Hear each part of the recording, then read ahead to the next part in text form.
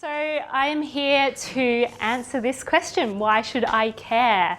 And answer all your questions about gender equality that you don't dare ask.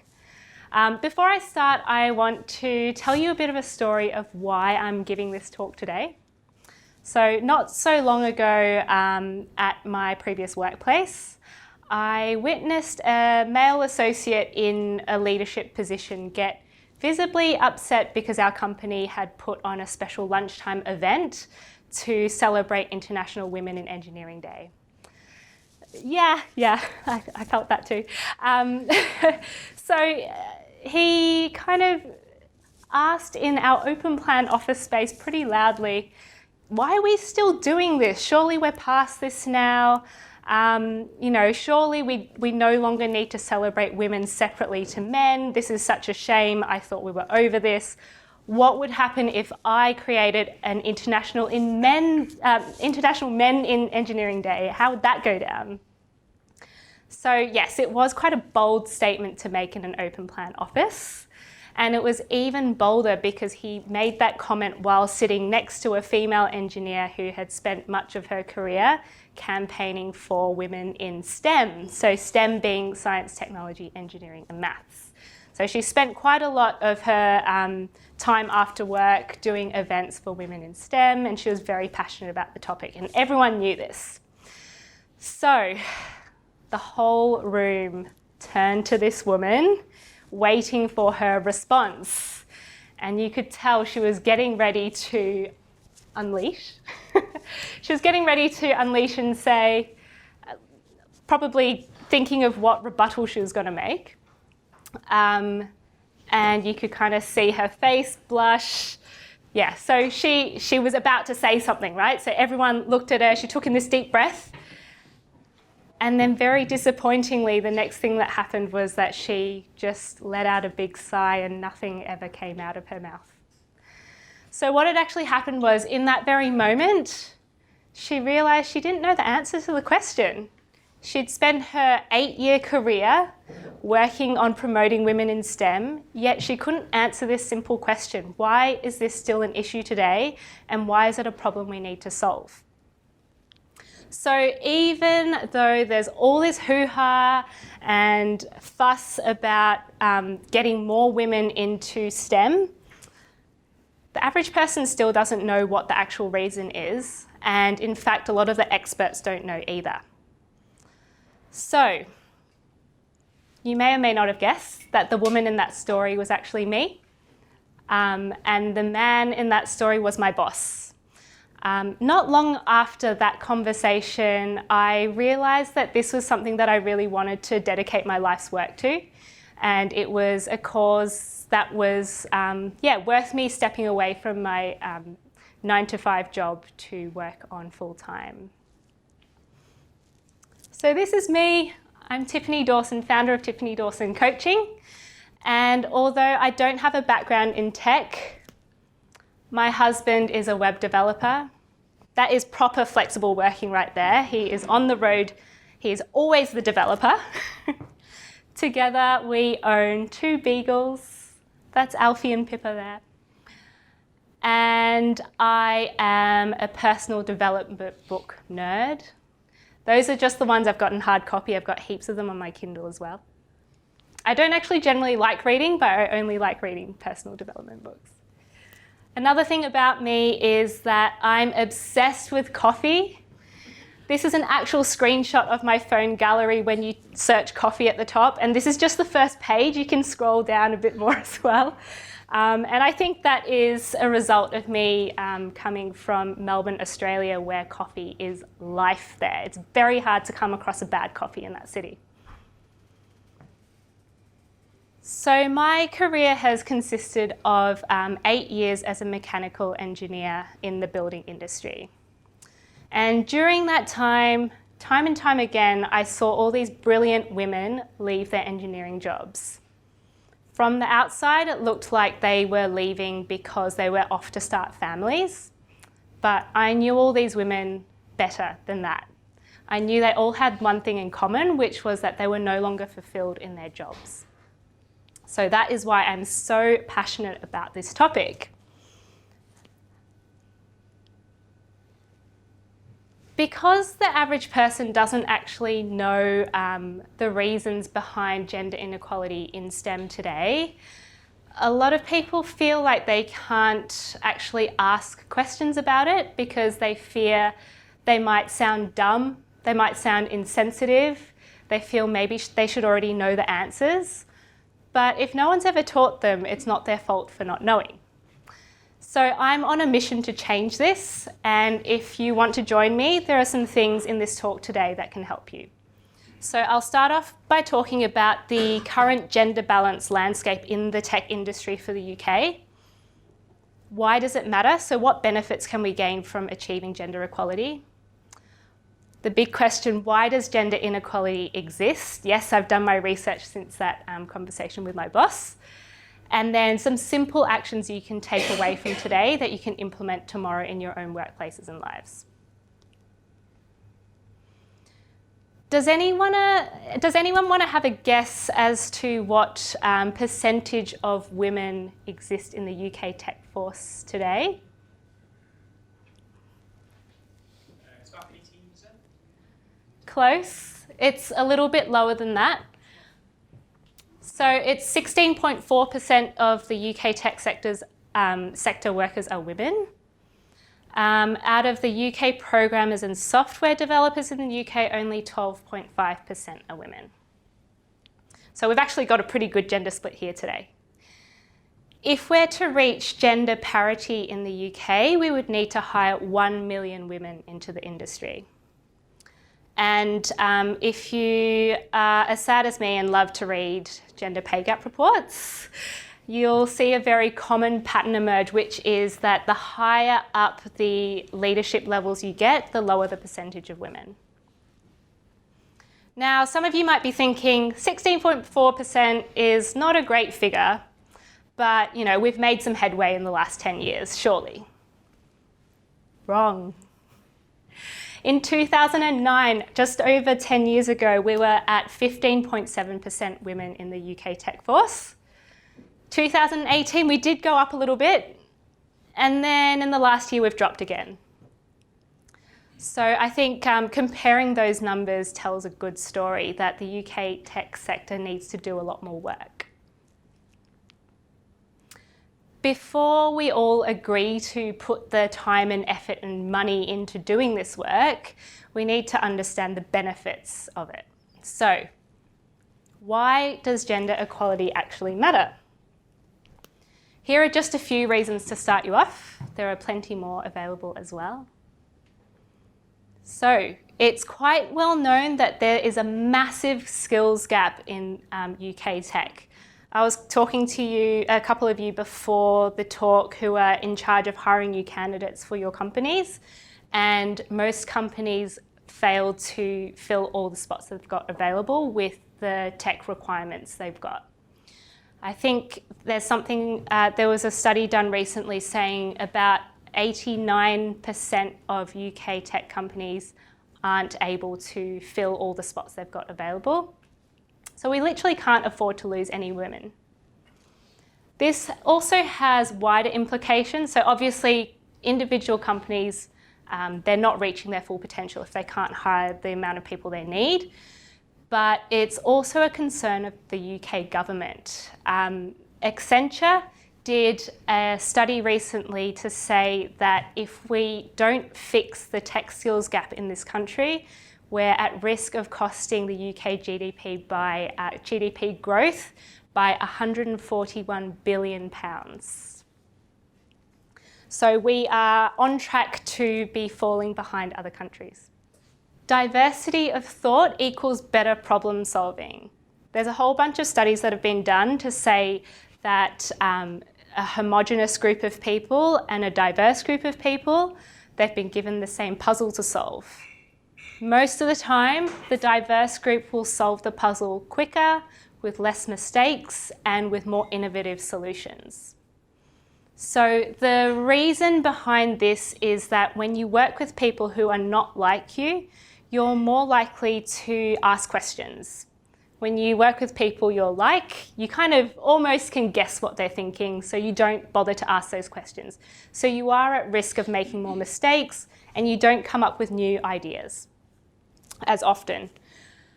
I caught up with a friend recently who I knew from university, and he spent most of his career working in the automotive industry. His team was tasked with designing a family car. And as a bunch of mechanical engineers, there were about 20 people in his team, and only one of them was a woman. Very luckily for them, that woman also happened to be a mum, and she was the only one who could bring up issues like, but what if there's a nappy explosion in the back seat? What would happen then? She also mentioned that previous cars that she'd owned while she had young kids, they had very flimsy cup holder handle arms, so they got ripped off by kids all the time. So she brought a whole lot of value to that team just by being different. Okay, shopping. So none of you here will be surprised that women hold the biggest buying power in the UK. But the figures might shock you. So women influence the decision of 92% of holidays, 65% of cars, 93% of food, 91% of home, and 61% of computers. So guess what?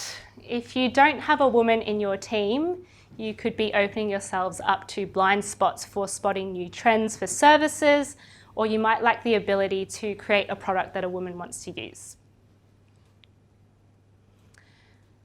Staff engagement. So you might be surprised to know that staff engagement for all staff, including males, increases when you reach closer to gender balance. We all know that an engaged worker is a happy worker, someone who feels motivated to do things that are above and beyond their own roles. They take less sick days, they're more efficient. A lot of benefits there. And because of all these reasons above, when you have more women in your leadership teams, your company experiences increased revenue. So after knowing all these benefits right now, I'm going to pose a question to you. On a scale of 1 to 10, 10 being yes, definitely, and 1 being no, not at all, how much do you want to improve the gender balance in your workplace? So keep that number in your head. The big question, why does gender inequality exist? A lot of people will tell you that inequality exists because there are less women in the pipeline, they get paid less than men, women just don't want to work in STEM. While these are all true, unfortunately, they are just symptoms of the real reason. So in order to answer this question, I need to take you on a journey through history. We won't go too far back. Just 45 years ago was when the Sex Discrimination Removal Act was passed in the UK. Before this time, it was completely legal and it was normal to discriminate against a woman in training, education, and employment. I spoke to my friend's mum recently about this topic, and she said, yeah, this is exactly what happened when I was working. It was very normal for me to enter the workforce equal with a man. I would definitely get paid less than him, and it was expected that he would get promoted above me. No questions asked, that was just the norm. That wasn't that long ago. That's about 1.5 generations ago. A few years later, women could finally apply for their own credit cards and loans. Before that, they needed a man's permission and signature to do so. Really not that long ago. And this last one is kind of not really that useful, I just think it's funny. Women couldn't, people working behind a bar could refuse a woman's service at a pub if she wasn't with a man or if she was trying to use her own money. Interesting. The reason I'm telling you this is because before this time, a woman actually didn't have the rights to own her own money or own property. And in our day and age, they are the things that we need to survive: cash and a roof over our heads. Without a man, she couldn't provide these things for herself or her kids. So it was a woman's lifeline to make sure that she was desirable to those in power, i.e. men. So it was important back then to make sure a woman looked good. She didn't rock the boat. She didn't stand out. In fact, it was safest for her to try and fit in as much as possible. So it's no wonder that even today, when a woman walks into a male-dominated workplace where she doesn't fit in, she feels an inherent threat to her safety. And yes, I know we have moved on from this. So we do now have equal rights with men. But the reason this still affects us is because of what I like to call a cultural hangover. I can explain this by telling you how we form beliefs as humans. So when you're a baby and you come into the world, you've got no beliefs, you're a blank slate. Who do you think the first people you learn how to behave in the world are from? Your parents, yeah.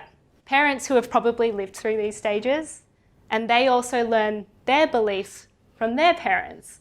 So you can see how our behaviours are always lagging behind what we actually should be, what we actually should believe, if that makes sense. So whether you like it or not, there are probably beliefs that you hold that no longer serve you today, but you have them because you formed them when you were a kid. We all have those things, and unless you do a lot of deep work to get rid of those, it's normal for us to have these. Now, I know these things are quite hard to change, but having this awareness is the first step. It's not all doom and gloom though. There are things that everyone here can do. So I'm going to first talk to the leaders in the room. That's my favourite photo of the whole presentation. So leaders, what are some things that you can do in order to help this cause? Although gender inequality is such a big issue, all we can do is try to take small actions towards the bigger goal. So leaders, the number one most important thing you can do is to walk the walk. By that I mean take your flexible working policies that you have at work. Make sure you visibly take parental leave policies if you need them and have them. If you do leave early to go and pick up your kids, that's a good thing for your team to see, because the more you do those things, the more it feels okay for your team to do those things. It encourages everyone to take those policies on. The second most important thing that you can do is to support and invest in the existing women you already have in your teams. All too often we go around on a hiring spree and say, yep, we're going to hire all these women in, but we haven't actually looked after the women who we already have in our teams. So what can you do to help them? Ask them what they need. Try and have some deeper conversations with them on what they need support with. And the third thing you can do is around recruitment. So I know that we've got less women in the pool to choose from, but it doesn't mean they're not out there. It means that you need to put a little bit more effort into making sure you've tried all different avenues in order to see if you can try and get a woman on the shortlist for your candidate list. I learnt something the other day. So have you guys heard of the organisation Women Who Code? Yep. So I signed up to their mailing list about a month ago. Every Monday I get an email from Women Who Code with all their job listings. They've got a job listing board on their website. I noticed for a few weeks that I'd never seen any jobs in the UK in those emails. So I went onto their jobs board, and out of the hundreds of listings they've got there were only 2 jobs in the UK there. I then went further on to ask, I emailed them and said, hey, how many subscribers from the UK do you have on this list? They've got 9,200 subscribers from the UK and only 2 people posting jobs on there. I don't get any kickbacks from this, by the way, but I would encourage leaders to look into that if they want to get their jobs in front of more women. There is a fee involved, but if that is important to you, then go and check that out. Men, what can you do for your women in tech? I learned a new term the other day, manbassador. I really love that one. How can you be a manbassador? So, or you can leave the label out if you prefer. So one of the things you can do is to try and go out of your way to create strong working relationships with women in your companies. It's very easy for us to just keep to the people we know, but yeah, try and form these relationships with women if you don't already. The more you can open up this trustful relationship, the more she's likely to maybe open up about some of the issues she's having, so you can go and help her. Another thing you can do is to try and amplify a woman's voice in your company. Because of a woman's position as minority in a group, it can be very easy for her voice to get lost. Two ways you can do this are, for example, in a meeting. A lot of women I've spoken to and coached in the past have said that they don't feel like they can speak in meetings because their voice is harder to hear. Biologically, a woman's voice is higher, and it's harder for you to hear it amongst a man's voice. And without a woman feeling like she's shouting over everyone else, she'd just rather keep quiet. So if you see that your female colleague has something to say but she doesn't feel like she can open her mouth, try and direct the team's attention to her and say, hey, I think Lucy's got a great idea. Let's see what she's got to say. Another thing you can do is try and amplify a woman's ideas. So if you're working with a woman in a team and she comes up with a great idea and no one's heard her, just make sure that people do hear that this idea came from Lucy and it's a great one, we should all consider it. The final thing is to take advantage of the fact that you've got a woman in your team. She's got a unique perspective. Much like my friend who worked in that design team for a family car, he very quickly realised that, hey, this woman has a lot of valuable knowledge to share based on her different experience. And he went on to try and ask her more questions about, hey, what previous cars did you have? What broke in those cars because of your kids? What happened then? What happened next? Take advantage of the fact that you have a different perspective in your team. So that doesn't just go for women, any diverse groups. Women, what can you do for each other? So one thing I encourage all women in STEM to do is to join a Women in Tech or Women in STEM community. So you can do this via meetups. There are a few meetups here in Bristol already.